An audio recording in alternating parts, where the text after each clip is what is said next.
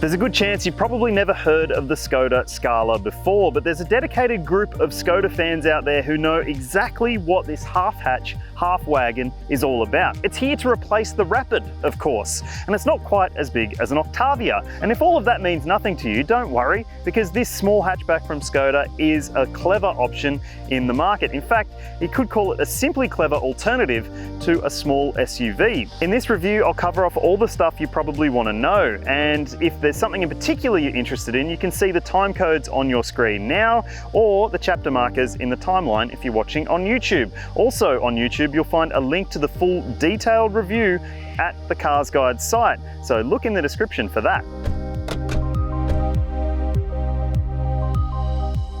I'm not wrong in asserting this as being half hatch, half wagon, am I?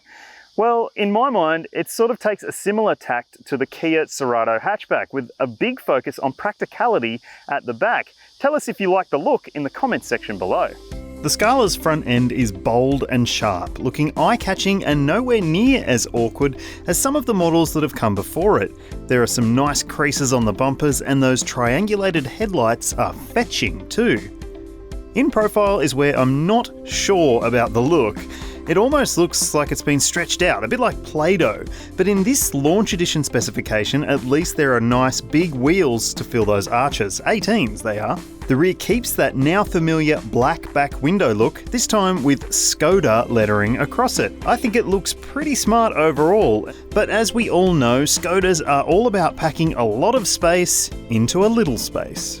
We'll take a closer look inside soon. You can jump ahead to that if you want to, but next we're going to take a look at the range and pricing. The car you see here is probably not the Scala that most people will buy. It's the launch edition model, and as the name implies, it'll only be around for a certain amount of time. But here's a rundown of the entire range at the time of launch. Opening the lineup is the 110 TSI, a more budget-focused version of the Scala. It still comes with some desirable standard gear, like an electric tailgate, a fully digital instrument cluster, 8-inch touchscreen with smartphone mirroring, and 18-inch wheels. And above it is the Monte Carlo, which gets a sportier interior and exterior trim, a panoramic sunroof, LED lighting, adaptive suspension, and different wheels. Go for the launch edition and you have to take a big step up on price, but you get some nice additions, including these different 18-inch alloy wheels, a semi-autonomous parking system, a 9.2-inch media screen with wireless Apple CarPlay. You also get heated front and rear seats and blind spot monitoring. There's more to come on the safety stuff soon. Be sure to read the full detailed pricing and spec story at the CarsGuide site. The link is popping out at the top of your screen. Next, we're going to take a look inside this new Skoda small hatchback. The interior of the Skoda Scala is a very nice place to be considering what you're paying. You get a full digital instrument cluster, and that's for every model in the range. And this car, which is the launch edition, gets a 9.2-inch media screen, which has sat-nav as well. But it's also got wireless Apple CarPlay, and I've had some issues with that. I've had to play with the settings on my phone and try to get it to work, but I've ended up just using a USB port instead. And speaking of USBs, they're USB-C, the smaller type, not the regular type. So you will need to invest in a new cable or an adapter. I've got an adapter in here in this covered center console bin. There's also no knobs to control the volume on the screen, and no tuning knob as well. And you might find that a little bit annoying. I personally do as well. One other thing that I find annoying is the fact that there's no fan control knob on the temperature controls. So it means you have to go through the screen to adjust the fan speed. Now there's a workaround for that. You can set it on auto and adjust the temperature, and that'll adjust the fan for you, but I don't personally like that. And if you've got maybe tastes that aren't matching what your partner or your front passenger has as well, there is dual zone climate control, so at least you've got that. There's a wireless phone charger down here, as I mentioned, 2 USB-C ports down there. There's cup holders between the seats. They're a little bit small if you like a large coffee, so keep that in mind. There's a covered center console bin here, and you've got big bottle holders in the doors. This car also has the leather seat trim combination with this micro suede finish, which is quite nice. There's an auto dimming rear vision mirror, and the seats are quite comfortable as well. Plus the steering wheel is leather lined too. It's quite a nice place to be, there's no doubt about that. It isn't the most exciting cabin in the class, although you do get ambient lighting under here, which does add a little bit of excitement at night time. Now, let's check out the back seat. If you've been keeping up with the small hatchback segment, you'll know that there are different takes on what it means to offer space in the back row. Mazda 3, Toyota Corolla, they're both pretty limited in that respect, but this car is not. There's plenty of room back here. This seat is set for me, 182 centimeters or 6 foot in the old money. And look how much room I've got. Plenty of knee room, plenty of foot room, and there's plenty of headroom as well. The seat is nice and sculpted, although you could fit 3 across if you really needed to. I wouldn't recommend it though. There is a bit of a hump here from the transmission tunnel in the floor, so that does eat into the foot space a little bit, and so does this center console area. But you get a pair of directional air vents. There are also heated seats in this particular car. In the launch edition model, you get heated seats in the second row, which is unusual for this class and particularly at this price point. Plus, there are 2 USB-C ports down there as well, so you can keep those in the back charged up. In terms of storage, there are map pockets on the backs of both seats. You get big door bottle holders, but there is no flip-down armrest with cup holders. So, mostly, it's really impressive back here. Boot space with the Skoda Scala hatchback is impressive. Every model comes with an electric tailgate as well, which is really nice. As you can see, we've managed to fit all 3 of our suitcases in the boot of the Scala, which says something about the size of this boot. Again, refer to some of our other reviews on Corollas and Mazda 3s and you'll be absolutely amazed by the size of the boot in here. And not only that, the clever elements that Skoda always includes in its cars. All these nets which just make storing things a little easier. There's also shopping bag hooks. There's little caddies on the side. There's a reversible mat so you can put things like muddy clothes or swimmers in there. And if you need more space, you can always fold down the rear seats, which you can do from the boot as well. And take that out. As you can see, there's plenty of space in there and you can even load in long loads quite easily. Although as you can see, it is a bit of a load lip that you need to contend with. It is a very practical small hatchback. I asked a Czech friend of mine whether there's a slang term that might describe the Scala, you know, that it doesn't necessarily comply to the norms set by the segments. You know, it's a bit outside of the expectations for a small car because it's more like a wagon in some ways. And he told me that the term that he would use is samarost. And if you want more useless information like that, but also plenty of really useful information, make sure you subscribe to our channel and hit the bell icon so you can stay up to date with all of our latest videos because we've got plenty of them. The Scala scored a maximum 5-star ANCAP crash test rating against 2019 scoring criteria. Yeah, we know, that was like 2 years ago. But anyway, here's a rundown of what safety tech you get in the Scala when it comes to Australian delivered cars.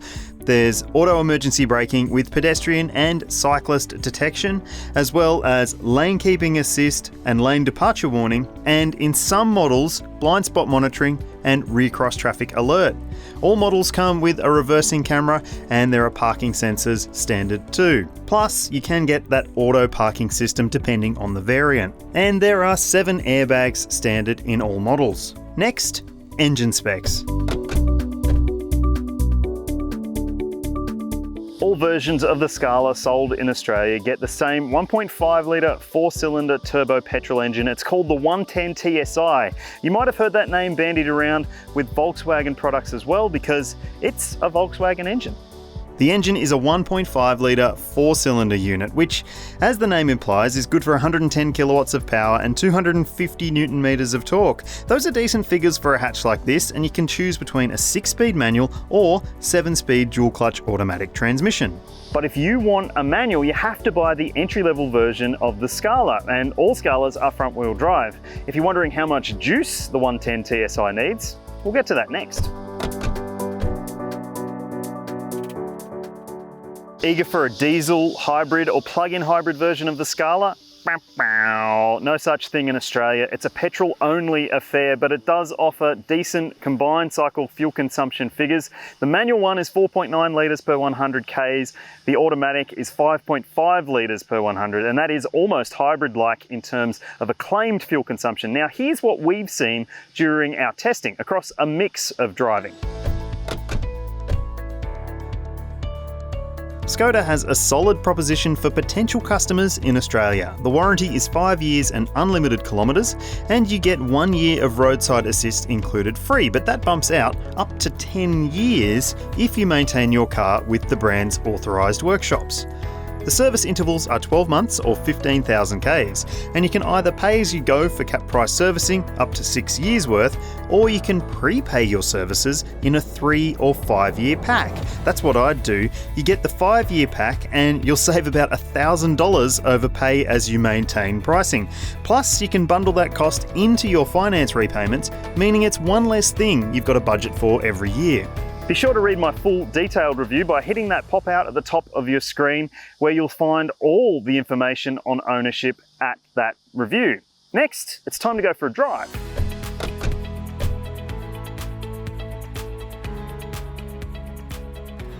I really like driving the Skoda Scala, and it's a very impressive small hatchback to drive. You can feel the Volkswagen roots underneath this Skoda bodywork, because it is essentially a Golf underneath it all. And it's a really competent small car, and it's easy enough to drive, and that could be all you want to know. And you can skip to the next bit if you want. But I'm going to tell you a little bit more about what I do and don't like about the drive experience, because there are some things I don't like. For example, at low speeds, it's got a dual clutch automatic transmission, a turbocharged engine, and start-stop technology. And all of that combined can mean that you have some issues taking away from a standstill. You might find yourself encountering a bit of lag, and it could be a second or two before everything starts to get itself going again. That can be annoying. You only really have to deal with that lag when it's at low speeds, or you're taking away from an intersection, for example. At higher speeds, on flowing roads like I'm driving now, or even on freeways, the engine and transmission work together really well. The transmission is quick thinking, it offers smooth shifts, but they're also really fast shifts. And the engine is definitely powerful enough for this application. Most people aren't going to want for any more power or torque. And there are different drive modes you can choose as well. In this particular car, the sport mode also includes adaptive damper control. So it means that things firm up underneath you, and it makes it a bit more aggressive in corners. Not that it really needs to be much better in corners, because it steers really nicely and it's got a really good handling balance to it as well, even in normal mode. But if you do put it in sport mode, you do get to enjoy a little bit more throttle response, sharper shifts from the transmission, and that more aggressive suspension and steering tune. If that matters to you, well, you're not getting a hot hatch experience here, so don't expect it. But it is still very, very competent and extremely fun to drive if you find the right road. But in normal driving, the suspension is really impressive. It deals with bumps excellently, and these wheels are 18-inch wheels with low-profile tyres, but it doesn't feel like it from the driver's seat. On the topic of those 18-inch wheels, the tyres do throw a bit of noise into the cabin, but it's mostly noticeable on course-chip roads only. On smooth roads, it's pretty quiet in here. I mentioned in the safety section that there's an array of technologies fitted to the Scala hatch, and most of it works really well. There's adaptive cruise control with lane keeping, and I haven't had any issues with it. It's some of the least interventional safety tech that I've come across. And that just means that you're less likely to turn it off, which is always a good thing. I would say that the Scala is a compelling small hatch alternative. It might not be as fun as some of the other hatchbacks out there in the segment, but it's not necessarily trying to be. What it is trying to be is an alternative, and it's doing that really well. As an alternative to a small SUV, the Skoda Scala stands out because it offers plenty of practicality for a reasonable price. I probably wouldn't go for the launch edition model. I'd probably opt for an entry-level version and choose a few packages to tailor it exactly how I wanted it. Tell us what you would do in the comments section below. Would you choose this, or would you go for a small SUV? We'd love to know what you're thinking. Tell us below. And if you're watching on YouTube, don't forget to hit like, hit subscribe, share this video with your friends, and hit the bell icon to stay up to date with all of our latest videos, because there's plenty more coming. Now, you're probably wondering what score the Scala gets. Now, it won't make as much sense unless you read the full detailed review at the CarsGuide site, but here's that score anyway.